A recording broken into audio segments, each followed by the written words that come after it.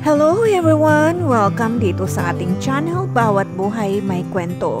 Ang kwentong pag-ibig na aming ihahandog sa inyo ngayon ay may pamagat na My Espresso Girl, written by Mary Angel Sibayan and narrated by Jennifer Pagsugiran. I hope you don't mind if I say that I love you. Dahil sa pagkakamaling nagawa ni Vina sa kanyang trabaho ay biglang nagbago ang kanyang buhay. Ito ang nagbigay ng kulay sa kanyang buhay pag-ibig na matagal nang matamlay. Isang araw, may natanggap siya na 15 orders ng magkakaibang klase ng kape mula sa malapit na construction site at ang bilin ay kailangan itong ihatid sa lugar na kanilang pinagtatrabahuhan. Ha? Dalawang Travis? At magkaiba ang kanilang order? Ang isa latte, ang isa espresso. Which is which? Hala, paano ko ayusin to? Hindi ko na nahingi ang number ng tumawag. Ang engot ko naman. Lagot na ako neto. Napabuntong hininga na sabi ng dalaga sa kanyang isipan, sabay tapik ng kanyang noo. At ipinagpatuloy na lang ang kanyang ginagawa at nagmamadali na itong nag-deliver sa address na ibinigay sa kanya. Magandang araw po, I'm from Coffee Cup. Narito na po ang 15 kape na in-order nyo. Nakangiting sabi ni Vina. Uy, maraming salamat po ma'am. Ang bayad ng lahat po nito ay sagot na po ng aming head engineer. Nakangiting tugon ng security guard. Okay po manong. Maaari po bang malaman kung ano pong pangalan ng head engineer at kung nasan po siya ngayon? Ako na rin po mismo maghahatid nitong kape niya. 2 Travis po kasi ang nakalagay dito. Iisang tao lang po ba yun? Magkaibang kape kasi ang order. Si Sir Travis Montenegro po, ma'am. Kadalasan pong mga ganitong oras ay nasa kanyang opisina po siya. Diretsong lakad ka lang po, tapos lumiko lang po kayo pa kanan. At lakad ng kaunti, tapos may makikita kayong unahang pinto na may nakapaskil sa itaas na Office of the Head Engineer. Yun na po yung office ni Sir Travis, ma'am. Magalang na sagot ng security guard. Ilang minutong paglalakad ay narating na nito ang Office of the Head Engineer. Dahil nga heavy tinted ang pintuang salamin, sumilip si Vina sa konting awang ng pintuang salamin upang matiyak kung mayroong tao sa loob. Hindi naman siya nagkamali dahil may nakita siyang isang lalaki na abala sa pag-aasikaso ng mga blueprints na nakalatag sa kanyang mesa. Knock-knock, narito na po ang order niyong kape. Medyo nag-aalangan na pagtawag pansin ni Vina sa lalaki. Come in. Baritonong boses ni Travis na umalingaw-ngaw sa loob ng opisina. Ni hindi nga ito tumingin sa dalaga. Good day po sir, I'm Vina from Coffee Cup. Narito na po pala ang order niyong kape at ang total bill ng 15 kape na pin-order niyo. Magalang na saad ni Vina. Oh, okay. Can you please leave here my coffee? And how much is the bill? Tanong ni Travis na hindi pa rin tumitingin sa kanyang kausap. 2.5 po ang lahat, sir. How will you pay it, sir? Tanong ni Vina. Through credit card, please. Saad ni Travis, sabay abot niya ng kanyang credit card kay Vina. Agad naman itong tinanggap ng dalaga at kanya nang iniskan ng credit card sa kanyang mini-scanner na dala upang makuha ang bayad. Akmang itatanong na sana ni Vina kung anong kape nga ba ang in-order ng lalaki nang biglang tumunog ang telepono na nasa lamesa nito. Alinlangan na lamang niyang inilagay sa mesa ang espresso dahil baka tama ang kanyang hinala na ang Travis na kanyang unang nakausap ay espresso na kape talaga ang gusto. Matapos mailagay ang kape ay magalang siyang yumuko sa harap ni Travis hudyat ng kanyang pagpapaalam. Sa kasalukuyang paglalakad ni Vina ay mayroon siyang nakabunggo na binata na nakasuot ng hard hat na halatang nagmamadali. Aray, sorry po sir, biglang sabi ni Vina. Ngunit bigla naman itong nakabawi noong mapansin nito plate na nakalagay sa dibdib ng lalaking nakabangga. Assistant Engineer Travis Scott Sotomayor. Napamulagat ang mga mata ng dalaga at napatutup ito sa kanyang bibig gamit ang kanyang palad. Medyo napakunot naman ang noo ni Travis na napatingin sa kanya. Excuse me sir, eto na po yung order niyong kapeng espresso. Biglang nasabi ni Vina sabay abot ng kape. Oh, okay, thank you. Sabay kuha ng kapeng iniabot ng dalaga. Buti, di ka nalito kasi 2 Travis kami dito at sa pagkakaalam ko ay kaming 2 rin ang nagpa-order ng kape. Magkaiba nga lang ng flavor. Seryosong turan ni Travis. Magkaiba po? Anong kape nga po ang order niyo, sir? Ano ba to? Tanong ni Travis sabay taas ng kamay na may hawak na kape. Espresso po, sir. Kagat-labing tugon ng dalaga. Oh, so you mean espresso rin ang nabigay mo kay head engineer? Kalmadong saad ni Travis Scott. Oh, sir itatanong ko po sana sa kanya para matiyak kung anong kape ang order niya. Kaso di ko natuloy dahil timing din na may tumawag sa kanya. Naku, so latte pala talaga yung para sa kanya? Alalang tanong ni Vina. Yes, dear. Coffee latte talaga ang palaging ini-order ng katukayo kong si Sir Trav. Alam na iyon na mga crew sa coffee shop nyo. I guess you're newbie, huh? Yes po, sir. Kaya di po ako na-inform na latte ang palaging ini-order ng head engineer. Nalito rin po ako dahil 2 Travis ang nakalagay sa order tapos walang label na nakalagay na head engineer naibigay mo na rin, diba, sa isa naming kasamahan? Tanong ni Travis Scott. Opo, sir. Kaya ang bala ko po sana babalik po ako upang mabigyan si head engineer Travis ng latte. Naku, wag na iha dahil may kailangan rin naman kami nga sikasuhin ngayon sa field. Tsaka maunawaan din naman yun ni Travis. Ayon pa kay Travis Scott, sabay tapik sa balikat ni Vina. Naku, sir. Super salamat po talaga. Napakapait nyo naman po. Sana nga lang wag po kayong madala sa pag-order ng kape. Baka nang dahil sa pagkakamali kong ito ay mawawalan pa nga ako ng trabaho, mawawalan pa ng kliyente ang coffee shop. Parang basang sisiw na wika ni Vina. Walang problema, iha. O siya, mauna na muna ako sa'yo ha. May urgent pa kaming tatrabahuin. Pagpapaalam ng lalaki. Sige po, sir. Ingat po kayo.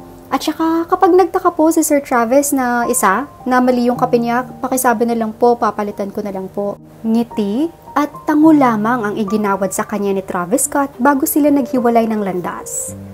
Kinabukasan, tila nawaglit na sa isipan ni Vina ang kamalian niyang nagawa kahapon dahil sa kanyang pagiging abala sa coffee shop. Hindi niya inasahan na isa sa mga customer sa coffee shop ay si head engineer Travis Montenegro. Good day, sir. What's your order? Masiglang bati ni Vina sa panghuling customer habang abala siya sa pag-aayos ng mga plastic cups. Napatanga ang dalaga sa kanyang nakita. Nakaisang minuto rin silang nakatitigan. Nakabalik lamang sa wisyo ang dalaga nang magsalita na si Travis. I want 2 cups of latte and 3 pieces of chocolate croissant. Take out, miss. Seryosong saad ni Travis habang nakatitig pa rin kay Vina. May I repeat your order, sir? 2 cups of latte and 3 pieces of croissant. This will be prepared in a few minutes po. Maaring umupo na muna kayo sa mga bakanting upuan at tatawagin ko na lang po kayo once your order is ready. Nakangiting saad ni Vina kahit sa katotohanan ay parang hihimatayin na siya. Hindi malaman ng dalaga kung nahihiya ba ito kay Travis o kinikilig dahil sa mga titig ng lalaki sa kanya. Sir, manghihingi lang po sana ako ng pasensya sa maling nagawa ko kahapon. 2 Travis po kasi yung nag-order ng magkaibang kape, kaya pinareho ko na lang pong espresso dahil akala ko ay isang tao lang kayo. Nahihiyang paliwanag ng dalaga. It's okay. Nangyari na rin naman yun. Nagtaka lang ako dahil ang coffee shop na ito ay alam talaga na latte ang gusto ko. Hindi nga pala nalagyan ng palatandaan ng 2 magkaibang Travis. And since you're a newbie, I don't mind your mistake. Seryosong tugon ni Travis na may nakatagong pigil na ngiti para sa dalaga. Naku po, sir. Maraming salamat po sa consideration. Hindi na po yun mauulit. Tiyak na saad ni Vina sa inhenyero. No problem. Drop the sir, please. Can you call me Trav for short? By the way, you know me but I still don't know you. So, what's your name? Sabi ni Travis, sabay abot ng kanyang kamay sa dalaga, tanda magkakilala sila. Vina Montales po. You can call me Ven for short. Sabay tanggap sa kamay ng binata. Nice name. Balang araw, mapapalitan ko rin yung apelido mo ng akin. Sabay kindat ni Travis sa dalaga. Naiilang na bumitiw naman si Vina sa kanilang pakikipagkamay. Naku, may pagka-flirty pala tong head engineer na to. Hindi rin naman masama dahil pwede niya naman akong haharot-harotin dahil sa kanyang gupuhang taglay. Tche, as if naman napapatulan ka ng inhenyerong to. Pambabawing saad ni Vina habang siya ay nakikipag-usap sa kanyang sarili. Matapos ang kaunti nilang interaksyon ay naibigay na ni Vina ang mga in-order ni Travis. Here's your order, sir. Your total bill is 1,550 pesos po. Magalang na saad ni Vina na hindi na binigyang pansin ang pag-uusap nilang dalawa kanina. Pagkatapos bayaran ni Travis ang kanyang bill, ay agad na itong nagpaalam sa dalaga. Thank you, come again sir, ngiting saad ni Vina. Thank you too miss, I'll see you again. Huling tugon ni Travis sabay kindat sa dalaga at tuluyan ng lumabas sa coffee shop. Lumipas ang ilang mga araw ay napapadalas ang pagpunta ni Head Engineer Travis sa coffee shop. Siya mismo ang tumutungo sa lugar upang bumili ng mga kape ng kanyang mga trabahante, kahit pwede naman siyang mag-utos sa kanyang mga tauhan. Simula noon ay napapadalas na ang pagpunta ni Travis sa coffee shop at umusbong na rin ang kanilang pagkakaibigan na unti-unting humahantong sa pag-iibigan. Anong oras out mo ngayon, Vin? Casual na tanong ni Travis sabay kuha sa kanyang mga in-order. Mga 5 p.m. siguro, Trav. Bakit mo natanong? Manlilibre ka? Char. Pabirong tugon at tanong ng dalaga. Parang ganun. But parang mas magandang pakinggan na nais kitang yayain na mag-date. If okay for you. Agarang wika ni Travis. Date? Talaga ba? Legit as in. Teka, para saan? Sunod-sunod na tanong ni Vin na tila ba natataranta na.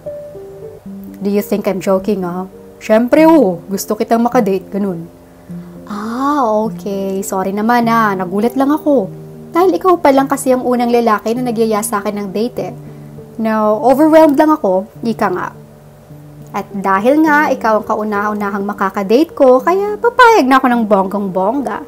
Sabay tawa nito. Malilibre mo na kasi yung hapunan ko. Yan ay kung ililibre mo nga ako. Hagikik na tugon ni Vina na halata sa mukha nito ang kanyang kagalakan. Romantic dinner yung gusto ko mangyari sa atin eh. Birong saad naman ni Travis kahit yun naman talaga ang kanyang plano. O siya, kailangan na nating bumalik sa kanya-kanya nating trabaho. Baka masisante pa ako dahil sa'yo eh. Kita na lang tayo later. Shoo! Shoo! Natatawang pagtataboy ni Vina sa binata. Well, I don't mind kung mawawalan ka ng trabaho ng dahil sa akin. Pwede naman tayong tumira sa isang bubong at i-hire kita bilang asawa ko. Ayaw mo pa nun. May unlimited pera ka sa akin kasi pagkakatiwala ko lahat ng savings at salary sa'yo. Taas noong turan ni Travis. Wow, ang yabang mo naman pala. Di ikaw na engineer. Umalis ka na at kita na lang tayo later. Bye! Diretsong saad ni Vina sa binata. Bye, future wife. I will hire you soon as you will sign your lifetime contract with me. Nakangiting sabi ni Travis sabay kindat sa dalaga. Magalpak lamang sa tawa. Ang unang date ay nasundan pa ng maraming beses sa paglabas nilang dalawa. Sa kanilang madalas na pagsasama ay unti-unti nang may nabuong pagtitinginan. Masasabing sila ay mag-MU na. Mutual Understanding Stage. Ang ganda talaga ng buwan, lalo na kapag ito'y bilog. Hang sabi ni Vina habang nakatitig sa bilog na buwan habang sila'y nakaupo ni Travis sa tabi ng dagat. Tama ka, kasing ganda ng babaeng kasama ko ngayon. Nakangiting tugon naman ni Travis. Bigla naman napatitig ang dalaga sa binata matapos marinig ang sinabi nito. Guys, ano ka ba? Ako na to, no? Maliit na bagay. Pinaglihi siguro ako sa buwan, no? Kasi same kami ng beauty. Pabirong saad ni Vina. Ay, nako Travis. Kung alam mo lang na pinapasaya mo talaga ang puso ko sa tuwing pinupuri mo ang aking kagandahan. Sa katunayan nga, nais ko rin magtatalon. Pero hindi ko ito pinapahalata sa iyo. Atat na akong maging asawa mo. Natatawang bulong ni Vina sa kanyang isipan habang nakatitig sa bilog na buwan. Vince, na-curious lang ako. Bakit ka natatawa sa tuwing pinupuri kita? Hindi ka ba naniniwala sa mga sinasabi ko? Sabi ni Travis sabay akbay sa dalaga na nagpaiktad dito. Siya nga pala, ba't pala dito mo ko dinala? Pag-iiba ni Vina sa usapan. Because I really notice how fascinated you are when it comes to the moon. Diretsong tugon ni Travis habang nakangiti. Ikaw madami ka nang nalalaman, kailangan na kitang ipatumba. Patawang biro naman ni Vina. Oh, sige ba, payag ako dyan. Basta itutumba mo ako sa kama. I like it that way. Asar na tugon ni Travis dahilan upang makatanggap ito ng malakas na palo sa kanyang braso mula sa dalaga. Oh, sige. Given na alam mong nagagandahan talaga ako sa buwan, pero, di ba, nung tinanong kita kung marunong ka mag-gitara, sabi mo hindi. Tapos bakit ngayon may dala ka? Litong tanong ni Vina, matapos makita ng dalaga ang gitarang nasa tabi ng binata. Yeah, nung panahon na yun talagang wala pa akong interes na matutong mag-gitara dahil sa sobrang busy ko nga sa field. Pero kasi yung moment na nagtanong ka sa akin kung marunong ako medyo nakapag-isip-isip ako na baka marunong mag-gitara ang isa sa mga hinahanap mo sa lalaki. Seryosong paliwanag ni Travis habang titig na titig kay Vina. Ganun ba? Pero tumpak ka, Trav. Singit na tawa ni Vina na agad naman itong sumeryoso nang makitang seryosong nakatitig lang sa kanya ang binata. Kaya nga, nagmula nung tinanong mo ko kung marunong ba ako, bigla akong nag-interest na matutong mag-gitara. Nais ko, balang araw ay maipakita ko sa'yo na marunong na ako. Nag-aaral talaga akong mag-gitara para sa'yo, Vin. Kaya ngayon, ito ang perfect moment na makaharana kita na saksi ang dagat at kabilugan ng buwan. Seryosong saad ni Travis sabay kuha ng kanyang gitara bilang paghahanda ng kanyang pagtungtong. Makikita sa mata ni Vina ang kanyang paghanga sa lahat ng mga salitang ibinigkas ng binata. Nagsimula nang kumanta si Travis at kanyang sinabayan ng pagkaskas ng gitara. Punong-puno ng emosyon ang pagkanta ni Travis na nagpanganga kay Vina. Huy! Galing mo, Trav! Grabe ka pati magandang boses nasa sayo na. Ngayon palang shinare sa akin yung talent mo sa pagkanta. Manghang saad ni Vina matapos siyang kantahan ni Travis. Very small thing, Vin. Extra points ko na lang yan sa kagwapuhan kong taglay. Pabirong pagmamalaki naman ni Travis sa dalaga. OMG! Naman tong kasama ko dito. Hays! Muno, saksi ka sa kayabangan ng inhenyerong to. Tuksong tugon naman ni Vina sa binata sabay turo sa buwan. Ang pagtatawanan nila Travis at Vina ay sumabay sa tunog ng mga hampas ng alon sa dalampasigan. Matapos makabawi sa pagtatawanan, ay biglang sumeryoso si Vina. Seryoso na to. Thank you, Trav, sa lahat ng efforts mo sa akin. Ikaw lang ang lalaking unang nagparana sa akin sa mga bagay na akala kong sa kwento o pelikula ko lang makikita. Sobrang thankful ako sa existence mo at na-appreciate ko talaga. Kaya sino ba naman ako para hindi kayang sugalan ng katulad mo, 'di ba? Engineer Travis Montenegro. Matagal mo na akong pinanalo. Kaya ngayon, ako naman ang magpapanalo sa'yo. I'm willing to take a risk in allowing you in my life to be my lover. Nakangiting saad ni Vina, sabay hawak sa kamay ng tulalang si Travis. Dahil hindi yata ito makapaniwala na mula sa mga oras na iyon ay mapapasa kanya na ang babaeng kanyang pinapangarap. Hoy, Trav! Okay ka la? Hindi na natapos ni Vina ang kanyang sasabihin dahil bigla na lamang siyang niyakap ng binata. Nagulat pa si Vina nang marinig ang paghagulgol ni Travis. Vin, hindi ko inakala na ngayon madidinig ang kasagutan sa araw-araw kong panalangin sa Panginoon. Punong-puno ng pagmamahal na wika ni Travis. Deserve kang ipanalo, Trav. Kaya hindi na ako magsasayang ng oras, baka maunahan pa ako sa haba ng pilang nahuhumaling sa'yo. Nakangiti, ngunit may luhang dumadaloy rin sa mga mata ni Vina. Wala akong pakialam sa pilang sinasabi mo. Ikaw at ikaw lang ang mamahalin ko habang buhay. Pagkasabi ni Travis noon ay kumalas na ito sa pagkakayakap sa dalaga, sabay isil ng halik ang mga labi nito. Pagkatapos ng halikang iyon ay inangat ni Vina ang kanyang mga paningin sa binata, sabay sabi ng, "Saksi ang dagat at ang kabilugan ng buwan na simula sa gabing ito ay kasintahan ko na itong inhinyerong nasa aking harapan." Galak na saad ni Vina. Thank you, Vin, for giving me a chance to fully express my love for you. I love you, my espresso girl. Maluhaluhang saad ni Travis. Huy, ba't may espresso girl? Kikiligin na sana ako eh. Okay na sana yung mga luha mong sinasabi. Tampong pabiro ni Vina. Ikaw kasi naalala ko basta espresso na kape. At dahil doon sa espresso kaya nakilala kita. At ngayon ay mahal na kita. At kasintahan na. At soon, magiging wife na rin. Oo na. Kung hindi ako nagkamali, nako. Baka wala akong engineer na umiigting ang pangangayon.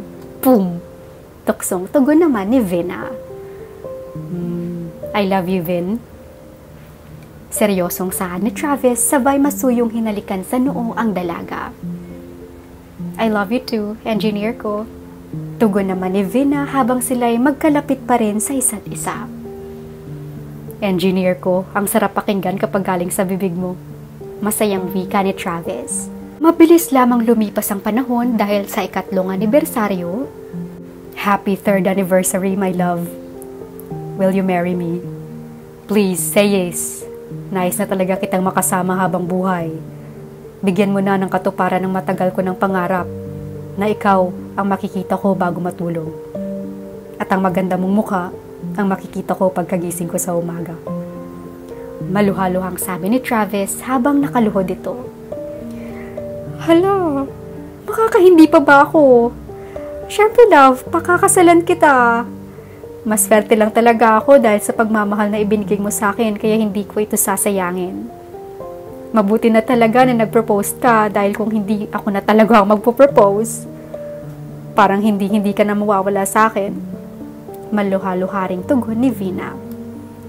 Matapos ang marriage proposal ay naging abala na sina Travis at Vina sa kanilang pag-aasikaso para sa lahat ng kailangan nila sa kasal. June 8, 2021 ang napiling petsa ng magkasintahan sa kanilang pag-iisang dibdib. Nakadalo ang lahat ng mga importanteng tao sa kanilang mga buhay. Ito ang dahilan upang ang kanilang kasal ay mas naging makabuluhan. Ang lahat ay puno ng kagalakan para sa bagong mag-asawa. Pagkalipas ng mahigit 1 taon, love, nagdadalang tao ka na yata. Nagpa-appointment na ako kay Auntie Susan para matingnan na kung tama ba itong kutob ko. Nakangiting sabi ni Travis. Bakit mo naman nasabi, love? Taas kilay na tanong ni Vina. Nalalasahan ko kasi ang gatas tuwing hinahalikan kita eh. Hindi maitagong tuwa ang himig sa sinabi ni Travis. Bakit mo naman nasabi, love? Askilay na tanong ni Vina. Nalalasahan ko kasi ang gatas tuwing hinahalikan kita. Hindi maitagong tuwa ang himig sa sinabi ni Travis. Kinabukasan, Iha, 4 months pregnant ka na. Hindi mo ito nararamdaman? Tanong ng OB-GYN na tiyahin ni Travis. Napanganga si Vina sa kanyang narinig at hindi kaagad ito nakapagsalita kaya si Travis na ang sumagot. Auntie Susan, hindi kasi normal ang regla nitong aking mahal na asawa, kaya siguro hindi niya alam na nakabuo na kami. Masayang sabi ni Travis. At alam niyo bang kambal ang anak ninyo? Nakangiting saad ni Susan. Dito na nga, tuluyang napahagulgol ng iyak si Vina. Love, are you okay? Nag-aalalang tanong ni Travis. Hindi lang ako makapaniwala, love, na magiging nanay na ako. At 2 pa kaagad.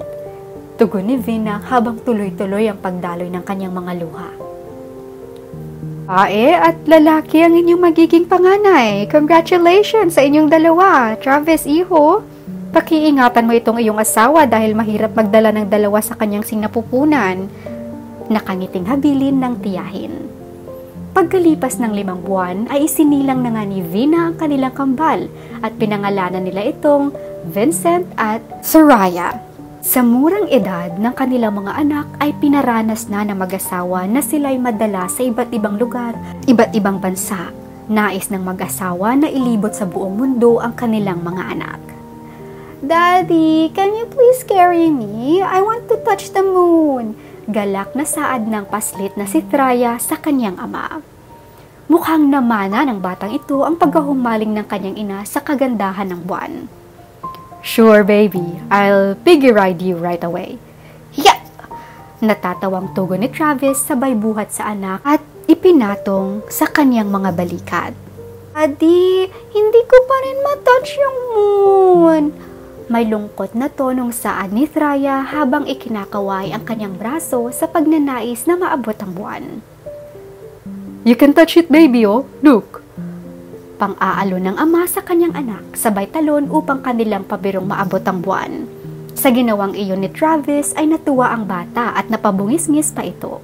Habang nagkakatuwaan ng mag-ama ay tumabi rin si Vina at ang hawak sa kamay na si Vincent upang sabay nilang panoorin ang kagandahang taglay ng buwan. Matapos ang kanilang 1 linggong pagbabakasyon sa bansang Amsterdam, ay agad na bumalik ang mag-anak sa Pilipinas dahil mayroong importanteng trabahong naiwan si Travis na kailangan ng agarang maaasikaso. Habang abala sa trabaho ang kanyang inhenyerong asawa, ang pinagkakaabalahan naman ni Vina ay ang kanilang sariling pag-aari na coffee shop. Matapos nilang makasal ay ito ang kanilang napagdesisyonan na maisakatuparan dahil ang coffee shop ay nagkaroon ng malaking papel sa kanilang hindi inaasahang pagmamahalan. Ang pamamahala sa coffee shop ay sinabay ni Vina sa kanyang pag-aalaga sa kanyang mga anak. Pareho niya itong nabibigyan ng sapat na atensyon. Matapos ang pagdiriwang ng 3 taong kaarawan ng kanilang kambal, ay napagdesisyonan ng mag-asawa na ipagpatuloy ang kanilang paglilibot sa mga lugar na hindi pa nila napupuntahan nang silang mag-asawa lang. 2 o 3 araw lamang ang itinatagal ng kanilang paglalakbay dahil ayaw naman ng mag-asawa na sila'y matagal na mawalay sa kanilang 2 anak. Love, parang hindi ko kaya na habang nagsasaya tayo ay malungkot na naiiwan ang mga anak natin sa kanilang mga yaya. Malungkot na sabi ni Vina. Love, minsan kailangan rin natin ng time na tayong 2 lang. Gusto ko rin naman na masolo ka. Paano natin sila masusundan kung lagi natin sila kasama? Hindi tayo makalabing-labing dahil lagi pumapagit ng 2 iyon sa ating kama. Kunyaring pagpapabibing maktol ni Travis. Naku, love, tama na yung anak natin. Babae at lalaki naman eh. Napaseryosong tugon ni Vina. Oh, sige. Tama ka rin naman na 2 lang para madaling mabitbit. Huwag ka na magseryoso dyan. Dadalhin na natin sila sa next trip natin. At ang ating susunod na destinasyon ay sa Paris. Malamang, mag-e-enjoy talaga ang 2 iyon. Nakangiting sabi ni Travis sabay himas sa likod ng asawang si Vina na nauwi sa mainit na paglalabingan. Ilang buwan ang nakalipas. Love, ituloy na natin ang lipad natin sa Paris para sa 3rd birthday ng kambal. Suhestyon ni Vina. Your wish is granted, love. Tulad ng dating gawi, ikaw na ang bahala sa lahat ng ating pangangailangan at pupuntahan. Susunod lang kami ng mga anak natin sa'yo. Nung nasa Paris na ang mag-anak ay napunta sila sa parke kung saan tanaw ang Eiffel Tower at ang kabilugan ng buwan. Tamang-tama ang punta natin dito mga anak, bilog ang buwan, nakangiting sabi ni Vina. Kids, alam niyo bang saksi ang buwan nung sagutin ako ng mami niyo? Nakangiting lahad ni Travis na tila ba mga matatanda na ang mga ito para maintindihan ang kanyang sinabi. Napangiti si Vina sa tanong ng anak na babae. Daddy, nag-kiss ba kayo ni Mommy nung sagutin kanya? Anak, 3 years old ka pa lang, saan mo naman nakukuha ang salitang yan? Mulagat ang mga matang tanong ni Vina. Biglang kinarga naman ni Travis ang anak at tinupog ito ng halik. Napakabilis lang ng panahon, ano? Ang dami ng kaganapan sa buhay natin. Saad ni Vina sabay sandal sa kanyang ulo sa balikat ni Travis. Oo nga parang kailan lang nung tayo magkakilala. Nagsimula ang ating pagmamahalan at ang pagkakaroon natin ng masayang pamilya. Nakangiting pagbabalik tanaw na saad naman ni Travis habang sila ay magkahawak ng kamay ni Vina sabay tanaw sa buwan at sa Eiffel Tower. Alam mo, kapag naaalala ko talaga ang rason kung bakit tayo nagkakilala ay natatawa talaga ako. Paano ba naman kasi yung pagkakamaling yun na naging simula ng lahat? Kaya nga laking pasasalamat ko na nagkamali ka sa pagbigay sa akin ng kape. Aminin ko na bad trip ako nung una kasi ayaw ko talaga sa lasa ng espresso. Ngunit nung ako'y pumunta sa coffee shop kung saan ka nagtatrabaho, bigla lamang nawala ang aking inis nang ikay aking nakita sa abala ng pagkuha ng orders sa mga customer. Nakangiting saad ni Travis. Naku baka sa mga oras na yon talagang naengkanto ka na sa kagandahan kong taglay. Partida pa yon, han. Hindi pa ako masyado nag-aayos. Ay, ako talaga to. Puno ng pagmamalaking saad ni Vina. The moment I first saw you, nafe-feel ko talaga na may importante kang puwang sa buhay ko na hindi ko mawari noong una kong ano. Tugon naman, pabalik ni Travis. First time you saw me? Hindi mo nga ako tiningnan nung araw na yun Pero sa totoo lang, hindi ko talaga akalain na ikaw na yung the one na dumating sa buhay ko, no? Hindi ko naman inaasahan na ikaw ang tutupad sa pangarap kong makabinggit ng engineer na umiigting ang panga. Bakit ba palagi mo yung nasisingit yung engineer na umiigting ang panga, ha? Kuryosong tanong naman ni Travis. Paano ba naman kasi? Ginugol ko yung bakanting oras ko sa pagbabasa ng mga stories sa Wattpad. Kaya, isa na yung naging ideal ko sa lalaki ay kung mayroon mang dumating sa buhay ko, isa sanang engineer na umiigting ang panga, ganun. Pagpapaliwanag ni Vina. Buti naman at ako katuparan na yung pangarap. Ako lang to, si Travis, na mahal ka. Sabay hadik sa pisngi ni Vina na nagpangiti sa kanilang mga anak. Alam mo, Travis, minsan corny ka talaga Walang pinagbago kahit may mga anak na tayo, sa totoo lang. Mas feel ko pa nga na mas lalong lumala pa ang pagka-corny mo. Pangaasar na tugon ni Vina na nagpasimangot sa kanyang asawa. Tawang-tawa ka dyan, love, Mamaya sa kama. Gantihan kita kaya humanda ka sa akin. Tuksong saad naman ni Travis na lalong nagpahagalpak ng tawa sa asawa. Alam mo, Han, palagi ko talagang binabalik tanaw yung pagkakamali ko sa pagbibigay sa'yo ng kape. Ewan ko ba, talagang walang araw na hindi yun pumapasok sa isipan ko. Ako rin, love. Kasi kung hindi mo pa nagawa ang pagkakamali na yun, malamang wala pa siguro akong asawa ngayon. Humahalakhak na tugon ni Travis. Hindi naman ako naniniwala dyan, no? Siguro kung hindi nangyari yun, talagang may ibang babaeng inilaan ng Panginoon sa'yo. Baka sa panahong ito ay ibang taong minahal natin, diba? May punto ka dyan. Pero nung hindi ka pa dumating talagang wala akong balak maghanap o makipagkilala sa mga babaeng nirereto sa akin ng mga katrabaho ko. Dahil mas inilaan ko ang aking oras sa pagiging abala sa pagtatrabaho. Tuloy-tuloy na saad ni Travis kay Vina na maiging nakikinig sa kanya. Kaya maituturing talaga yung memorable mistake na nagawa ko sa buhay mo Nakangiting saad ni Vina. Dahil nakilala kita at ikaw ang babaeng nakasama ko sa pagbuo ng pamilya. Patuloy na saad naman ni Travis. Thank you for coming into my life, Vina. I love you so much, my espresso girl. Puno ng kagalakang saad ni Travis at sila'y nakatitigan ng kanyang asawa at mahigpit nilang hawak ang kamay ng isa't isa. Thank you also for coming into my life, Engineer Travis Montenegro. Ikaw ang biyayang ipinagkaloob sa akin ng Panginoon kasama ang dalawa nating kambal. Seryosong saad naman ni Vina kay Travis. Ang pagtitigan ni Vina at Travis ay talagang makikita kung gaano nila kamahal ang isa't isa. Alam mo ba, nung dumating ka sa buhay ko ay pinangako ko talaga sa aking sarili na ikaw na ang lalaking handa kong ipanalo. Sa kabila ng aking pag-aalinlangan na baka'y balang araw ako iyong iiwan at sasaktan, ay nalamangan mo ito ng pagbibigay sa akin ng kasiguraduhan sa pamamagitan ng pagpapakita mo na seryoso ang atensyon mo sa akin. Kaya sa lahat ng mga nagawa mo ay iyon talaga ang nagkunsyok sa akin na sumubok na pumasok sa usapang pag-ibig. Dahil kapag gusto mo ang isang tao, walang ngunit at pero.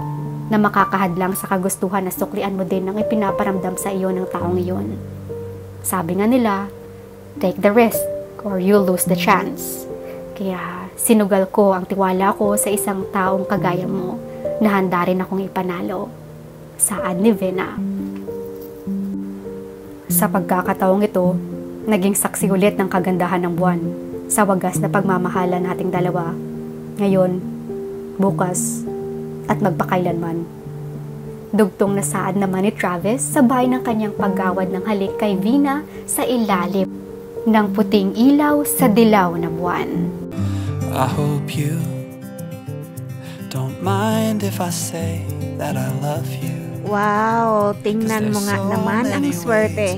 Nang dahil sa pagkakamali ng pag-deliver ni Vina ng kape, ay napangasawa niya tuloy ang isang matipuno, mabait at gwapong engineer na si Travis. At mga kaibigan, kung sa ngayon ay napapasa na all tayo, huwag po tayong mag-alala. Baka bukas makalawa, dadating na rin na yung para sa atin.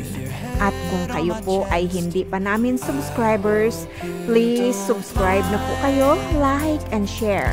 Pag-hit na rin po ng bell button para maging updated kayo sa ating mga new uploads. Pagkatatandaan po natin na bawat buhay may kwento. At ito po ang kwento ng buhay pag-ibig ni Vina at Travis. Hanggang sa muli po nating kwentuhan. Paalam!